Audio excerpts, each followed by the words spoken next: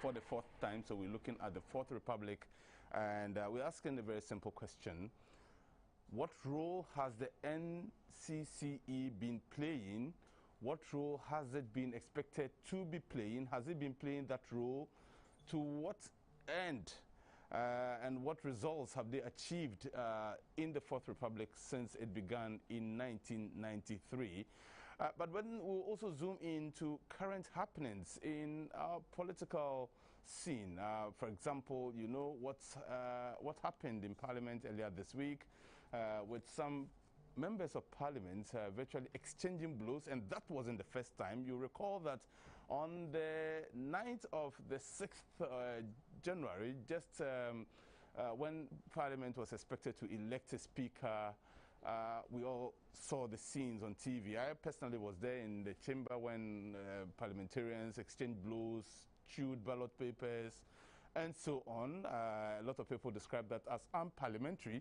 We also do know that in the last few years since we have been having elections, there have been a lot of spoilt ballots. Sometimes the spoilt ballots outnumber the votes obtained by the third person on the ballot paper. What has accounted for this and so on? These and many more are some of the issues I intend to ask the woman who has joined me here in the studio. She's a very right woman, a woman who has been running the NCCE for a while now. Madam Josephine Nkrumah has graciously accepted our invitation here to the studio.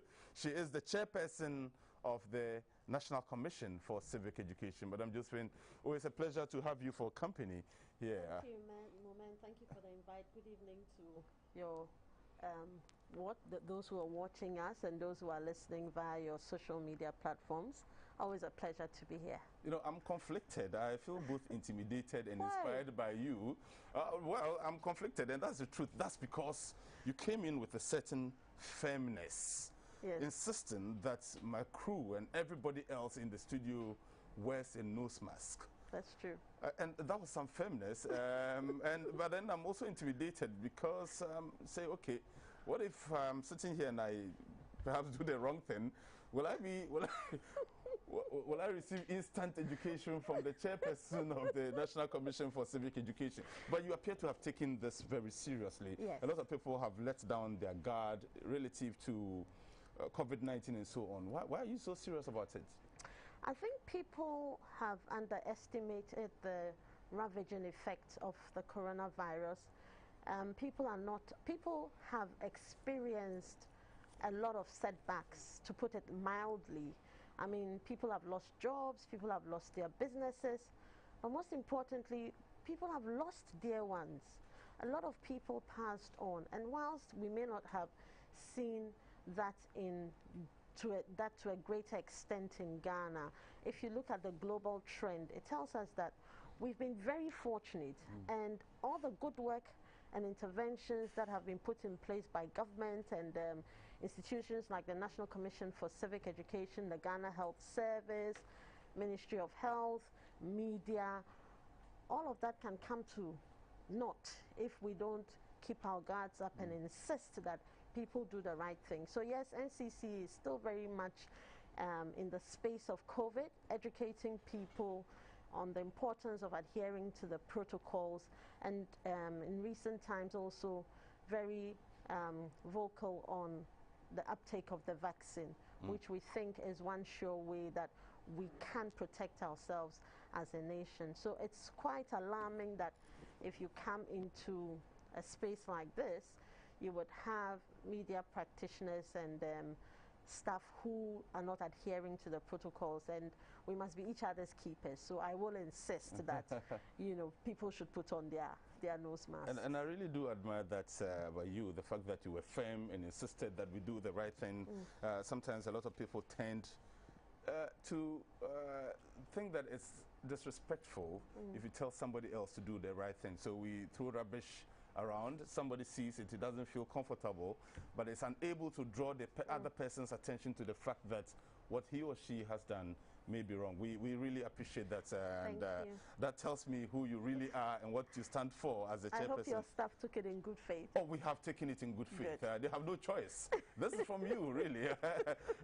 But again, so I recall that at the peak of, and people like to refer to that period as the peak of the coronavirus in Ghana. I don't know why, but this was between the period between March and perhaps July of last year. You were very active in the media as a person and also as an institution. We saw videos that you had recorded to educate Ghanaians. Here at GBC, we played some of those videos. It appears you have also stepped down on the education. We haven't seen a lot of those videos in recent times. Perhaps because you stepped down, many of us then began to feel that, well, we are out of the woods, perhaps. I'll tell you what, we haven't stepped down because it's an option. We haven't stepped down as a choice. We've stepped down because sometimes we have to juggle resources, and so it's important for us to determine at any point in time what do we do with the resources we have. And of course, along the line, we saw there was a reduction in cases to a point where there was almost no daily report of any infections, and so you would go on to discuss other issues. So what we are doing is monitoring the coronavirus as a disease and determining when we need to step up education, when we think that things have, kind of slowed down, then we go on to more of our core mandate activities. So in the last few days, there's been a lot of work on our social media, and hopefully in the next few days you would hear of us in the media space again. Right. If you just joined the conversation, I'm here with Madam Josephine Nkrumah, Chairperson of the National Commission for Civic Education. We're looking at Ghana after 28 years of the Fourth Republic, specifically the NCC. We're asking a question, so far, how far? And for those who may want, for some circumstances beyond your control, to leave your offices and your homes, you can still keep track of this conversation on social media. We are live on our website at www.gbcghanaonline. We're also live on Facebook at the Ghana Broadcasting Corporation's page. You keep track of this conversation on these social media platforms. By all means, also do send us your messages. We've already received tens of those messages on social media platforms. When we have the time, we will be reading some of them out. But it's interesting that you spoke about, a while ago, your core mandate. Yes. And again, that reminded me to talk to our social media audiences also, because a lot of them are keen about this conversation. But I realized that some of the comments that came in, even ahead of this conversation, had to do with, and I'm quoting verbatim, that useless institution. Oh, are they still in existence? Great conversation you intend to have, but they are toothless bulldogs. It does appear a lot of people do not know what your mandate is. And perhaps even though you are working, you appear to be winking at the proverbial woman in the dark. Nobody's seeing it. For those who make the comments they make, I think we're all entitled to our opinions. But more importantly, for us as an institution, we should remain undaunted by some of these comments and continue to do what we do best, which is civic education. And for some of them, I think it's just become a kind of rhetoric. Everybody says it, so I might as well say it, without making the time to actually find out what it is that we do. So for instance, if you really want to know what NCCE does, in this day of digital technology, and for those who can put out that kind of information, all you need to do is go on our website, and you would see clearly what our functions are. You will see the kind of strategies and activities we are undertaking across the country, and that really would keep you quiet. It will also provide you with information on the kind of resources we have and how we let that resource stretch so far to do the work that we do. Some people compare us to civil society organizations. Civil society organizations pick and choose what they want to do, the scope of their geographical location, and how many activities they want to carry out. We don't have that luxury. We are obliged and enjoined by law to be present in every district of our country. So everything that we do must be replicated across the 260 districts that we have, not counting metros and sub-metros, not counting regional offices and our headquarters. So that really puts in perspective the kind of monies that we play around with. And for instance, people talk a lot about what are you doing in the media space? And you would agree with me that today we have a plethora of, media houses as well. And so whilst somebody is watching GBC at this point in time, out of maybe 10 people, another 5 or 6 or 7 perhaps may be watching other channels. True. So they miss this, okay?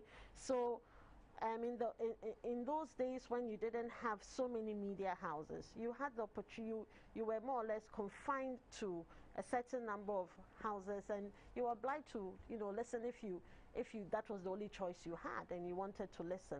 But we don't have that. And as human beings, a lot of us are taken in by the entertainment aspect of the media. So people are not ready to listen to some of the hard questions we must begin to ask ourselves.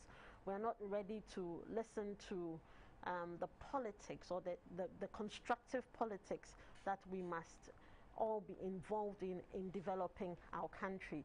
So that in some respects also accounts for people not hearing. There's so much noise going on in the media space. Everybody has a voice to speak, which is a good thing for democracy. It is a good thing for democracy. But I think what NCC is doing therefore is to build more synergies and relationships with media houses so that we're giving that airtime and space to make our voices heard beyond our communities, but using mass media as one of our strategies for reaching the people. And so if you want to hear from NCCE, I believe strongly that you will. You can follow us on social media. Our social media handles are nccegh at Facebook and IG and on Twitter. And over the years, we've seen that our following is also growing. We need to step up to do more on social media and even look at the demographics of our population now. We notice that in the next few years, for instance, you have a lot of people who would have some level of literacy. You have free, you have F-Cube, you now have free senior high school education. So a lot more people are going into school. How are we turning around our strategies to reach the evolving society that we have? And yes, sorry, but because you brought in the education factor, are you concerned that today when you take a look at the curriculum, you will not find civic education, whether at the basic or senior high school level? Are you concerned? We've always been concerned about that. And even before I joined NCC, I'm aware that as a commission we had made representations to the Ministry of Education on the importance of including civic education, perhaps as a standalone subject when it came to educating the citizens. Recently, when NACA had this review of its curriculum, we made representations again to the ministry, and we were informed that civic education has taken on the form of a subtle approach. So it's been infused or embedded in all other subjects to kind of sharpen civic disposition. But our position is, and I still think it is the position we hold, is that civic education in the manner in which it is taught now perhaps will not reach the mindsets that we need to capture at this point.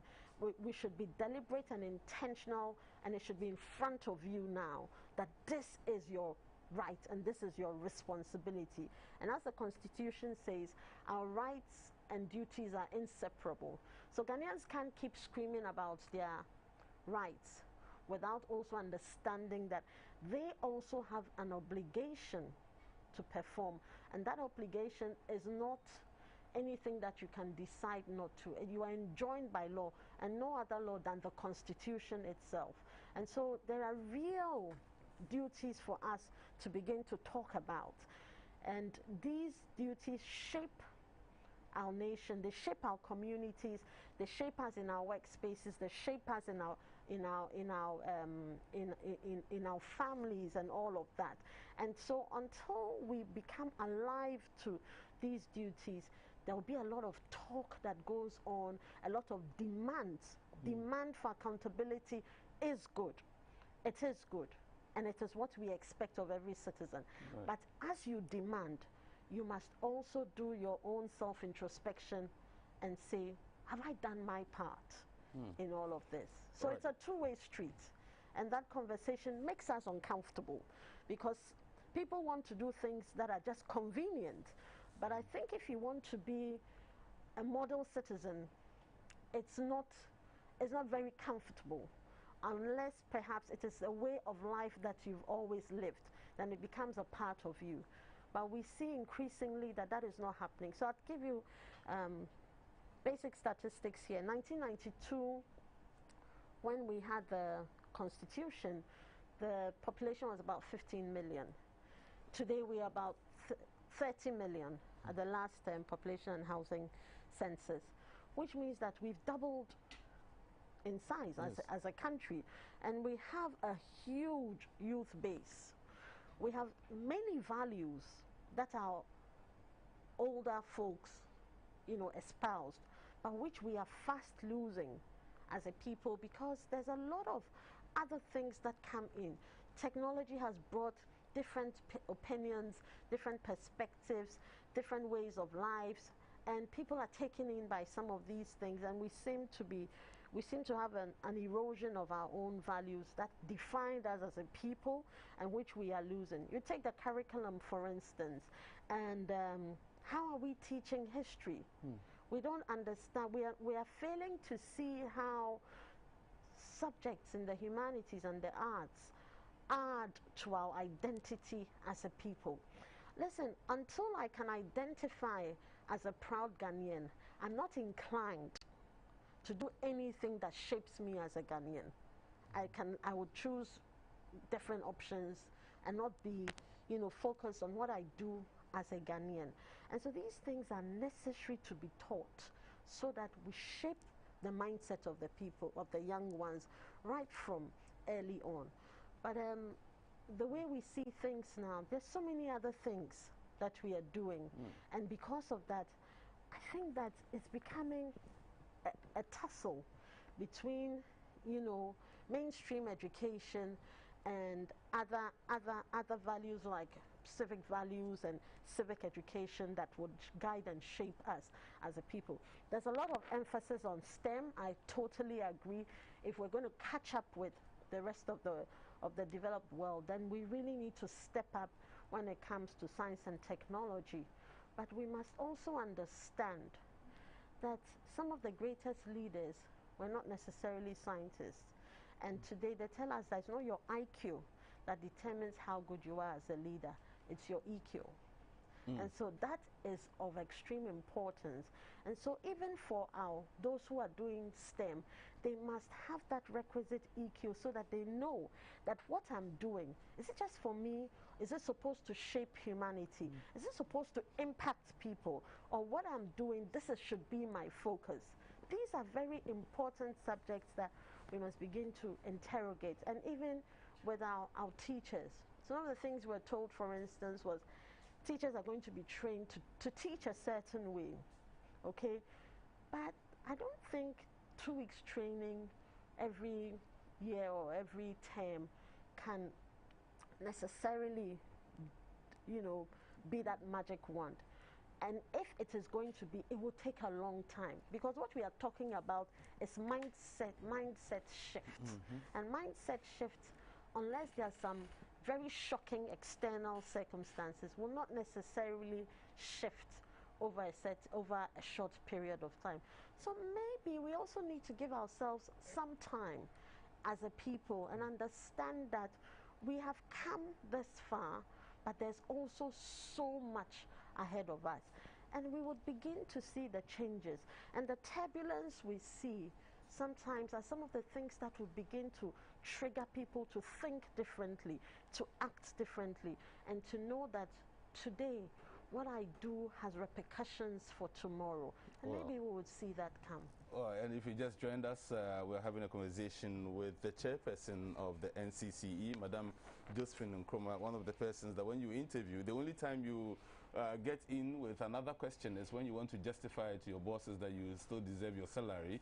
Because one question, and she answers all the other questions you have not yet asked.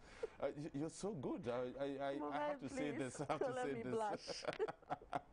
You're making my work very easy for me. But at the same time, I feel like I have to justify why my December salary... It will come.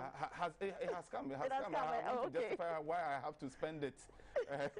But thanks so much. But let's look at the work that the NCC, I mean, in respect of all that you have been saying so far, since 1993 when you were established till date, you're supposed to have educated us on our civic rights, our civic duties, and so even our culture, and so on and so forth.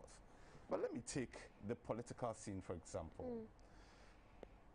Every year, when it's time for elections, fortunately, we seem to have a calendar that is in sync with that of the US. Yes. And so I have been doing a study between the Ghanaian situation and the US situation. I do not find adverse in the US where citizens are being asked to calm down, you know, preachers are preaching peace ahead of elections. But every year, civil society organizations, you have mentioned them, will go, donors will fund them to educate us, and NCC will engage in... And that's the time that media gives us free airtime, eh? They want us to come and talk about elections and voter education. Exactly, but why is it so? Why is it that it becomes necessary to talk about peace in election years when you have been educating us that, look, all that we have to do is just go and exercise your rights, go home, when it's time, come back, listen and observe the counting, and then go back home. It's as simple as that. Is it that you haven't been doing the work that well, and that's why the message hasn't sunk in even after 28 years? I think firstly, a little bit, since you brought in comparison, we should then look at it this way. When we look at the great democracies of this world, they didn't take off today and in a 10 years or 50 years, they were, you know, what we want to model our democracy on. No. People fought hard for their democracies. People died for their democracies. And so, in that respect, they evolved over a period of time and were fine-tuned along the way. Sacrifices were made. People lost lives. People lost jobs. People were imprisoned. And then they began to reap the dividend of their democracy through the fine-tuning. And that's the process we are going through. So yes, why is it that we come to elections and there's tension? It's a contestation of ideas. It's a contestation of power. It's a contestation of people wanting their will to be the will that is agreed to by the rest of us. Okay? But then we should look back at our history also. We've had 60 years plus of independence. The first 30, I think we had no less than 5 coups d'etats. We ought to look at it from 1992 to date. We've had relative peace and stability as a nation. It hasn't been perfect, but look around us. Look at the many countries that had elections and it resulted in civil war and strife. We have been spared that. Why? Because our democracy is working. Why is it that as a country we have elections, and when there are election disputes, people don't take to the streets, beat each other up, kill each other, destroy, you know, state infrastructure, but parties resort to the courts because the rule of law works, because our judiciary is that arm of government that we have some level of confidence in. So in that respect, I don't think that it's been all bad. Can we do better? Without a doubt, certainly we can. And those are the things that we should begin to work more feverishly towards, in ensuring that we let it sink down for people to understand that these elections that we do, come another 4 years, you have the opportunity to change or maintain or retain your leader. And that is how democracy works. We have chosen the path of democracy, and so we must allow the process and journey of democracy to unfold before us. But we must also do our share. Our share being that we allow the systems of governance and democracy to work. They say actions also speak louder than words. So I can go to the citizenry, which we do, and speak to them from morning till dusk, tell them the importance of why they should go and vote peacefully and come back. But when there are external factors that are more imprinted than the words that you went to utter, then those words begin to shape people's actions and people's reactions, and we see it. So at the beginning of 2021, what did we see? So we saw a parliament that was almost, split down the middle. And then we said, well, this is a test for our democracy. How are we going to ensure that this democracy or this parliament works for the people of Ghana? And right from the first day, we saw what happened, what unfolded before us. Many of us were aghast. We thought it was distasteful, but we also believed very strongly that it was a fine opportunity for our honorable members of parliament to begin to look at the business of their house through the lens of consensus building, through looking at the common good of the average Ghanaian, because now it was no longer a rubber stamp legislature where anything the executive wanted, because they had the majority in the House of Parliament, they got. This time we would really have to think objectively as representatives of the people. Now the actions we see in Parliament have a bearing on us, on our work, on NCC. These are our leaders. And when we see our leaders resort to clashes like we've seen in the House of Parliament, then when you go to the people and you speak to them about using the structures that have been put in place to seek redress, using the democratic principles and processes for our democracy to thrive, they point you to that and say, go, before you come to us, go educate these people. And so when push comes to shove, they think you have no business telling them that, and they will do just as they please, because this is what they see our leaders doing. But it's not unique to Ghana, is it? We've seen no, it's not. In other democracies. It's not unique. I'm coming there. Yes. It's not unique to Ghana. Very true. But we have always prided ourselves in the fact that, no matter the disagreements we've had in the House of Parliament, we've never resorted to what we are seeing now. And I have always prided. I look at it and I say to myself, oh, as for this one, they're not in Ghana. As for Ghanaian parliamentarians, no matter what it is, when it comes to decorum, you will get it in the House of Parliament. They may exchange strong language, but not to what the level we see. And then now I look at what is happening, and you ask yourself, did we speak too soon? But I also think that it's at this time of the year, until Parliament returns, it is a time for a lot of introspection for every member of Parliament to ask himself or herself, am I there to seek the interest of my constituents or the interest of my party? So everything that we look at now, this is a time for true reflection for all of us, because the people in Parliament are put there by us. We have the sovereign will, and we chose to delegate our power and authority to these people. So these people must be seen to be acting for our benefits and in our interest. And so if parliamentarians can sit down with cool heads and begin to ask the very important questions. I think we should see a lot more consensus building, a lot of give and take. It's like how we do what ADR, you win some, you lose some. So has the NCC engaged Parliament on these matters? Because this happened in January this year. Did you engage Parliament at all on how their misconduct, so to speak, affects, first of all, the work that you do, but also the psyche of the ordinary Ghanaian? We have engaged Parliament, but not on a formal, NCC meeting Parliament as a whole, but in select committee meetings when we meet with them. These are some of the discussions we have with them.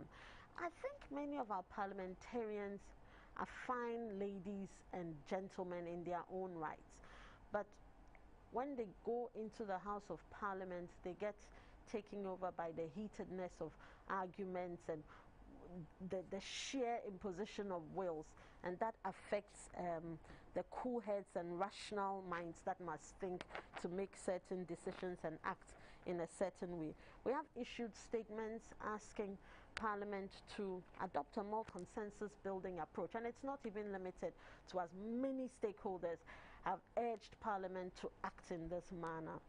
I think they have tried, but we've had a major setback.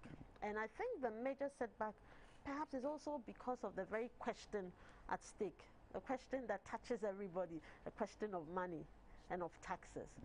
And it brings us to the subject matter of our duties as citizens of Ghana.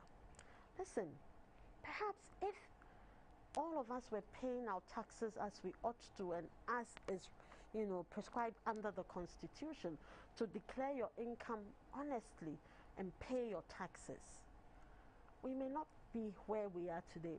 We want the fine roads, we want the good hospitals, we want the best schools.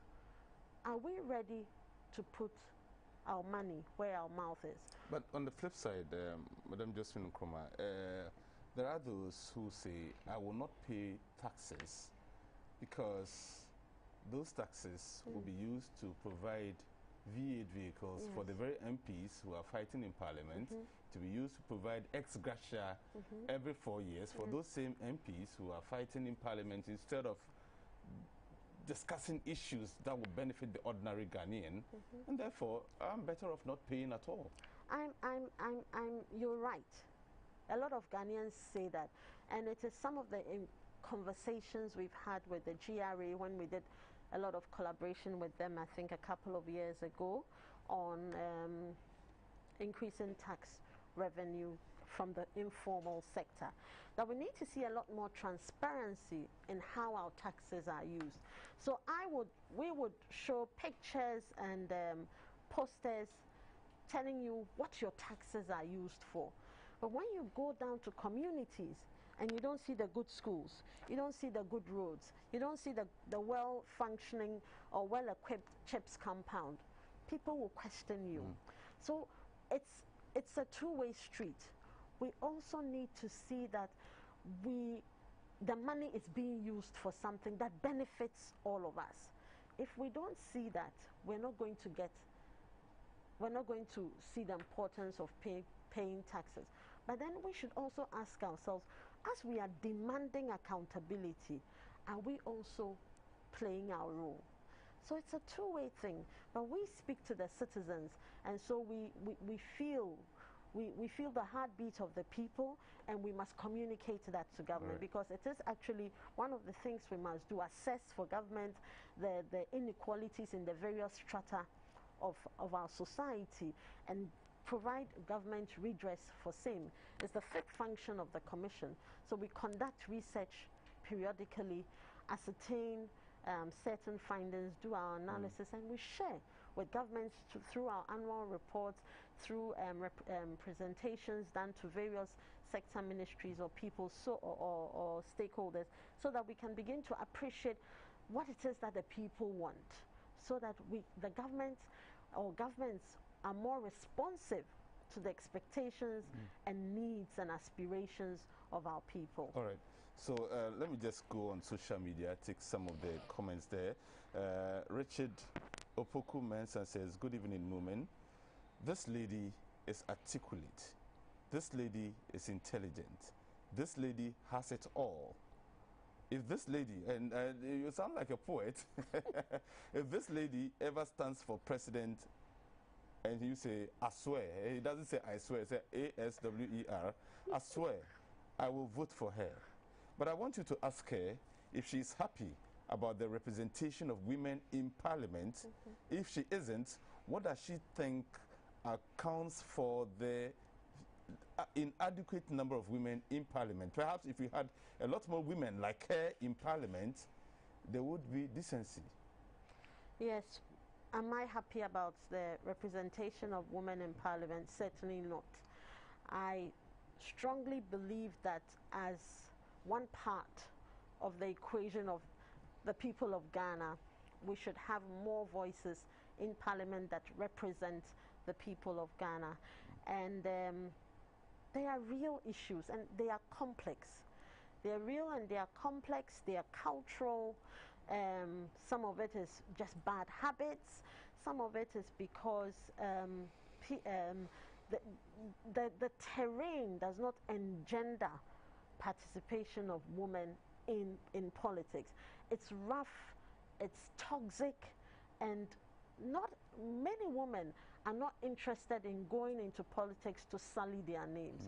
Some women are strong, they will take it head on, they will meet you head on, and they'll strive to do their best in the space that they occupy.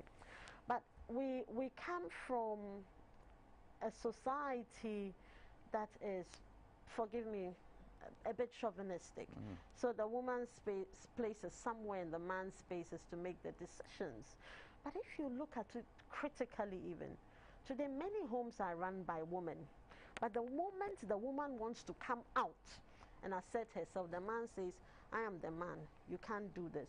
And that has accounted for many women who have ventured into politics and have given up because it even threatens the units, the family units, their home. So they would give up that dream or that aspiration for a certain level of peace. And of course, whether our political parties themselves are nurturing that environment that allows women or gives women the opportunity to contribute their quota. And I believe women have a lot to contribute. Look at women that have held particular positions in government, and you would see that they do an amazing job. Why can't we translate that to representation of the people by women? Some women just think that the terrain is so much. You see, politics in Ghana unfortunately has become quite dirty. And when somebody has entered politics, 99.9%, you've had to influence somebody with money, delegates, people in the community. And so right from the onset, your hands are soiled. And as you grow, it becomes easier for you to continue along that path. Some people become desensitized to it and say, well, it is the name of the game. Some people also think that it's repugnant to me, and so I'm not going to be involved in this, and find other ways of supporting communities, of building and nurturing people as mentors, as people who empower other people to grow our nation. So, well, I would really love to see a lot more women in politics, and I would love for political parties to be bold enough to say we would avail a certain number of positions to women.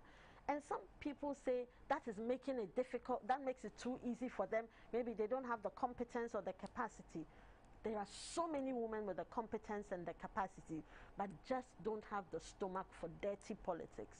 So if politics was cleaner, perhaps some women would be more inclined. We've had, since 1992, it's been NDC and MPP. I'll come back to continue this question, but I would like us to go for a short break, just under a minute. And when we return, I'll continue from the tangent of the female representation in politics in Ghana, and then I'll take a few more of your comments and we'll come back and wrap up. We'll take a break now. We'll return in a minute. Please don't go away.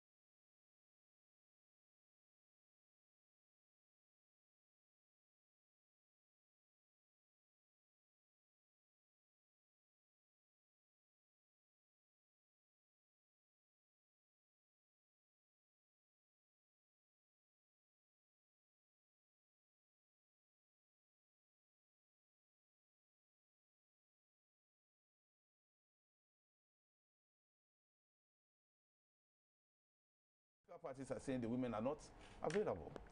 I don't think so. I think the women are available. They are willing, but the question is, what are they willing to do? And so if a woman is not willing to play dirty and would be objective, straightforward, act with fortitude, it does not necessarily suit a lot of political parties. So if a woman goes to represent people and she holds a position that she thinks may be contrary to her party, she will vote in that regard. And so she's not the kind of person that is required in parliament. If a woman would stand up to authority and say, I don't agree with this policy, I don't agree with this intervention, I don't agree with this decision, and be vocal about it, it doesn't sit well with the party, and therefore they are not inclined to vote to appoint women or elect women to hold certain positions in the government space or even in the party space. All right, let me take a few more messages. Our hardworking chairperson, God richly bless you with more wisdom and grace to carry on. Flora Abina Bubuama. Eric Edu says, as usual, my mommy is sparkling and brightening the studio of GBC. God richly bless you for your affable and infectious leadership qualities. Affable and infectious. I agree with you thoroughly there. Suraka Sani, well done, madam. Mishak Champon, great show. Chuku Jacob Na says, great show. Farouk, wow, that's Farouk Yaboa. Interesting there. You say you are watching from Tamale, and your question has to do with social media. Okay, so go ahead, Farouk. Let me just scroll down. Great. My question has to do with social media movement. Ask Madam if she's concerned that despite the hard work she and her staff are doing, the social media is influencing the next generation negatively and might get them to sway away from all the Ghanaian values that she and her people hope to instill in Ghanaians. Hold on. Okay, so these are some. I mean, that question in particular, I'd like you to respond to. On social media, yes. And the influence on the next generation. Social media is one of the greatest influence of our times. And today, anybody doing anything can build a following of 1 million plus people on social media. We are we are concerned about the content of social media, and so it is for us to counter that by the kind of content we also provide. But not only us, well-meaning institutions and individuals who also provide, edifying, constructive content that grows nations, that builds people, that empowers people. But it's a free world. And I think in that regard, a lot of what we learn as children is very important. The kind of values that are internalized or instilled at a very early age kind of they become your compass and determine what you will watch or what you would follow on social media. So there may be people who are not guided by certain values, and therefore anything they see on social media they are happy to follow. But there are others too who think these things don't resonate with the values I stand for, and they won't watch it. So I think the key thing for us is, for a long time we know that the value and importance of family, but we haven't really appreciated, maybe I'm wrong, we haven't really appreciated the power of the family system and how the family can shape you and determine your destiny for life. I think it's about time we went back to basics. It's one of the things that the Commission is looking at, going back to basics to look at our Ghanaian values, which by the way are almost universal in nature, and try to reignite those values as a system or a vehicle for driving democracy in Ghana. So for instance, in 2022, our theme that was chosen at our end of year retreat just last week was... You didn't invite us. No, it's an in-house. It's in-house. I thought we were all part of the NCC. We are so hurt by next time we would. This greedy... It was sustaining our democracy, Ghanaian values in practice. So tying our values as a people to democracy. And you would see that a lot of the big things we talk about as democratic values and civic disposition and civic skills are premised or founded on these very basic values: care for people, respect, discipline, integrity, honesty, team play, peace building. All of these things truly are the pillars of our democracy. And so if you look at the duties of a citizen, for instance, some of the cardinal duties that they speak about, loving your nation, it's all about values that you have. You know, we talk about declaring your income honestly. It's about the values of honesty. We talk about working conscientiously in your chosen occupation. It's about diligence and integrity. You talk about safeguarding the environment. It's a value on how, as a people, our cultural values are premised on how we nurture our environment. So you look at it critically and you realize that, listen, all of these things are about values. But if we lose the values from that very early age, then there's a lot more work for us to do. So we want to go back to our basics and use values to drive our democracy. So from 2022, we'll be focusing a lot on tying our values to our democracy, tying our values to our civic rights and responsibilities, and as well the responsibility of states. So these are the things that we'll be looking at, and we think 2022 is going to be exciting, because when you talk about values, it resonates with everybody. Right. We may believe in those values, but not necessarily espouse or live them. So we want to provoke thought and action to now look at the values critically and ask yourself whether the values that you know, they are really internalized, and if they are not, that becomes a conscience triggering mechanism for you to begin to ask real and important questions and shift our mindset to build our democracy. Okay, so let me just take a few messages and then we'll use the 2 minutes left to wrap up here. Hajia Mariam Sisse says, We heard her loud and clear when she asks if she's making sense. Tell her she's not only making sense, but also eloquent. I'm so proud of her. Haji Asisi, thank you very much. Raymond Okran, there was a message here. Okay, so Raymond Okran says, Moomen, thanks for bringing this woman to your show today. What she has done today is very good PR, not just for the NCCE, but for the country at large. I used to have very negative perceptions of the NCCE, and I used to tell people that they are a useless institution.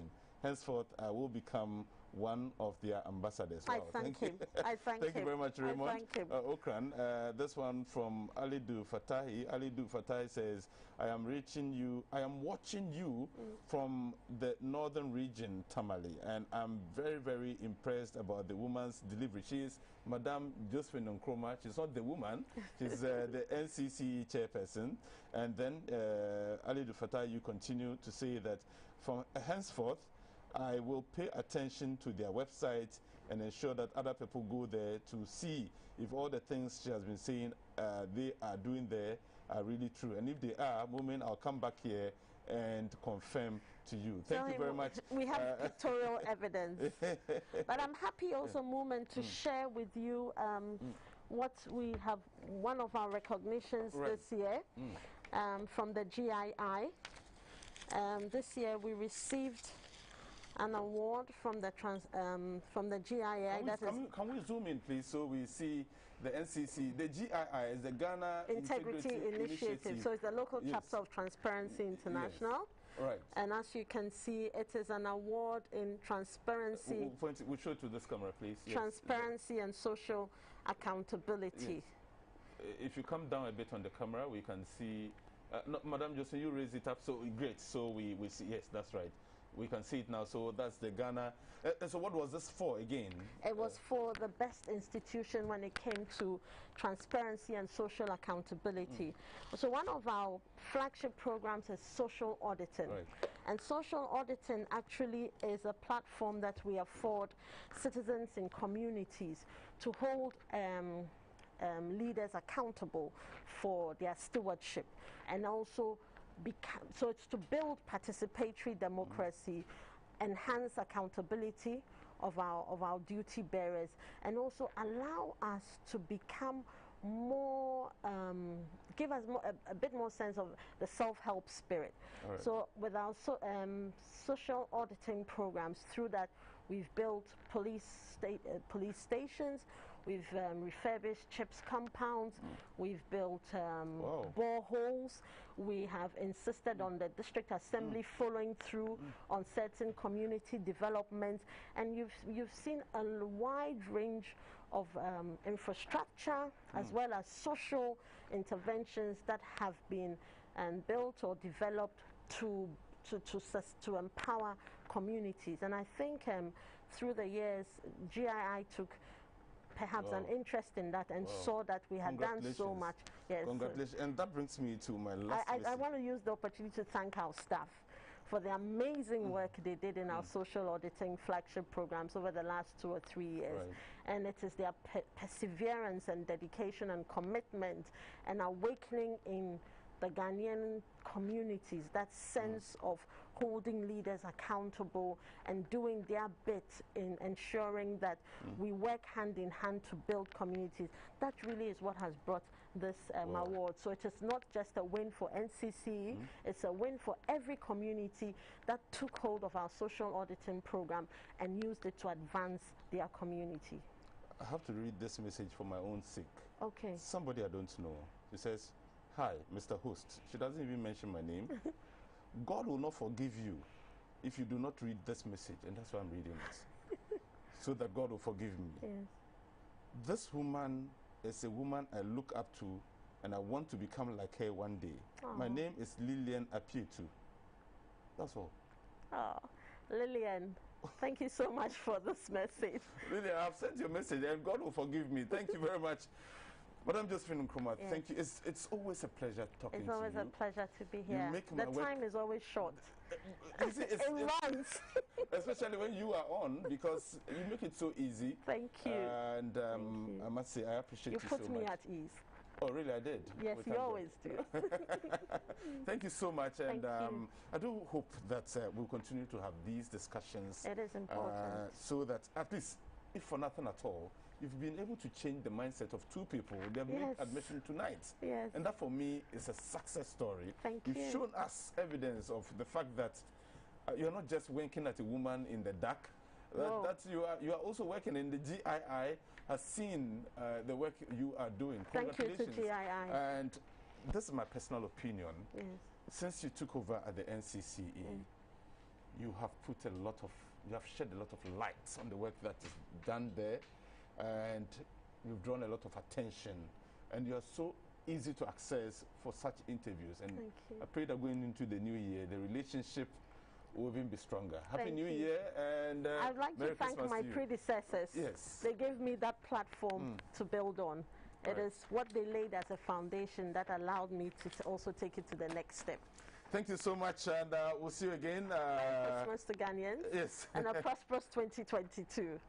And some education as we enter. I mean, people have begun engaging, they're getting all sort of accidents, drinking and all that. They've started already. They've started. You see, and that's part of the conversation we weren't able to have